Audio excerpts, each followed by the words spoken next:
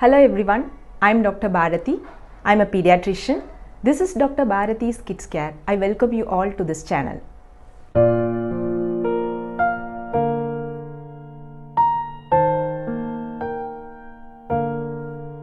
If you have a child at home, your monthly grocery list would not be complete without a health drink. Health drinks are commonly used throughout the world, more so in India. In fact, India is the biggest consumer market for these health drink companies. Why are these health drinks so popular among parents? Whenever I ask this question to parents, why you want to give health drinks to your child, the usual answers are, my child is not at all gaining weight, doctor. I want him to be taller, stronger and sharper. That's why I am giving this. Some will say health drinks are like a tradition, doctor. I had, my friends had, my cousins give to their kids, and now I give it to my kid. What is wrong in it? For someone, the reason could be, I want my little one to be a sports person like Sachin or Virat. He needs extra energy for that. Otherwise, it could be, my son doesn't like plain milk at all. He drinks it only with... For a child who hates fruits and veggies, the mother wants to give this to boost his immunity. These are the common reasons parents give for giving health drinks to their little ones. Are these reasons justified? Do kids really need these health drinks? If so, how to choose the best one? If not, what is the alternative to this? Let us discuss all these details now, but before moving on, let me tell you one important thing. This video is neither sponsored by any company nor it is against any. So you please watch this video with an open mind.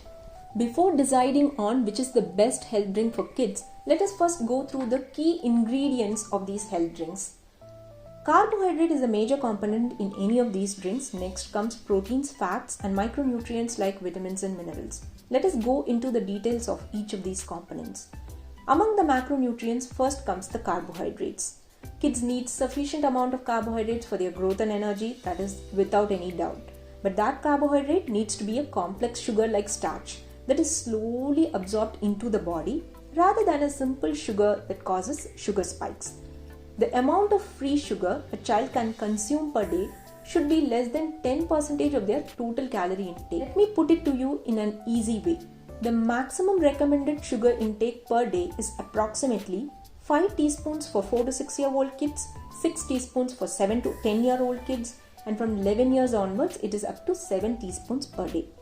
With this in mind, let us go back to our health drinks now and see the amount of sugar in them. I had taken the 5 most popular brands for comparison. The amount of sugar per serving ranges from anywhere between close to 1 teaspoon to up to 3 teaspoons in different brands. Usually the manufacturers recommend 2 servings per day, which makes this to up to 2 to 4 teaspoons per day. In addition to this, mostly our mothers will add an additional teaspoon of sugar each time for a better taste. Overall, everything put together, this is close to 4 to 6 teaspoons per day, which is the maximum recommended sugar intake for a kid under 10 years of age. This is all from the declared sugar itself. See, according to governing bodies like FDA or EFSI, it is enough that the manufacturers declare only the amount of sucrose in the product as sugar. But there are also other sugars in these products like glucose extract, glucose syrup, cornstarch, corn extract, maltose, fructose or maltodextrin. These are also sugars. They just come with a hidden name. You can find these different names in the list of ingredients if you go through any of these products. Of these, one sugar is noteworthy, that is maltodextrin. This maltodextrin falls under the category of complex sugar due to its structure, but in reality it's much worse than table sugar. It provides only empty calories without any nutritional value, just like sugar.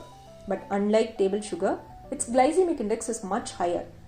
See, if you take table sugar, its glycemic index is only 65. Whereas maltodextrin, the glycemic index ranges between 106 to 136, which is definitely not good for health. The sugar intake story of the child is not going to end with this alone. The child will also consume fruit juices, eat chocolates, cookies, chocolate spreads, ketchup, sweets and whatnot. All of these are also loaded with so much of free sugar, and this will all skyrocket the child's daily intake of sugar. Let us move on to the next component, the proteins. The protein content in each serving is close to 2 to 6 grams in different brands, which is much lesser than the protein content in 1 cup of milk, which is 9 grams. So most of the protein comes from the milk rather than these powders. Next in the list are the micronutrients, vitamins and minerals. Most of these brands claim that 100% of recommended daily allowance, that is the RDA, of vitamins and minerals are added in these products. But in reality, except for a very few, most vitamins and minerals are available in suboptimal amounts. Now that we understand completely what these health drinks are made up of, let us go back and check if your reasons for giving these health drinks to your little ones are justified or not. Your child will become taller and stronger if you give these. That is true, but most of that weight gain is from empty calories, which is not good for your child.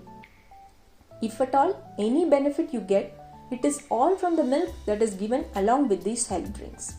Your parents gave these health drinks to you and all your friends are giving it to their kids doesn't make something traditional. Health drinks are not an ancient custom. They all became popular only in the last 50 years, and we all very well know the health issues we are facing in the last 50 years due to such poor dietary adaptations. Your child can become a sports person only by eating healthy and training properly. During practice sessions, when there is an acute exhaustion, these drinks can be used for faster sugar spikes. Even in such situations, most exhaustions happen because of electrolyte loss rather than glucose loss. So, an ORS solution is a better choice than these.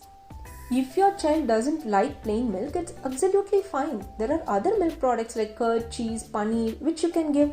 All that a milk gives is protein and calcium. You can try other sources of protein and calcium. If you still insist on giving milk, then try giving milk as a milkshake with fresh fruits. Add some dates puree or honey to milk and give. Though these two are simple sugars, they are natural sources and have additional health benefits.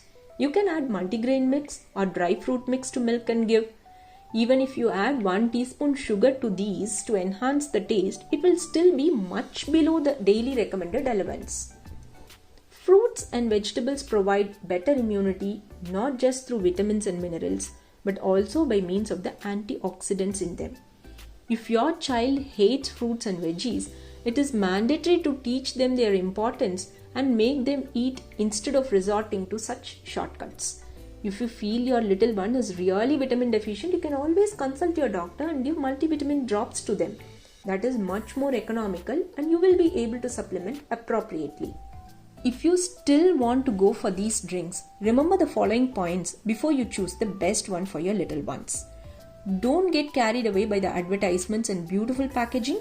Read the ingredients and compositions carefully before you buy. Choose the one with least sugar in it, both direct sugar and hidden sugar. Go for the plain tasting ones rather than flavored ones. Flavors are basically chemical extracts and you can completely avoid these.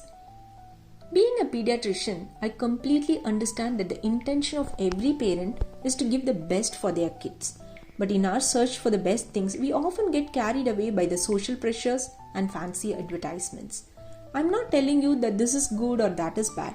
I'm just giving you information. It is your duty to make an informed decision. Thank you.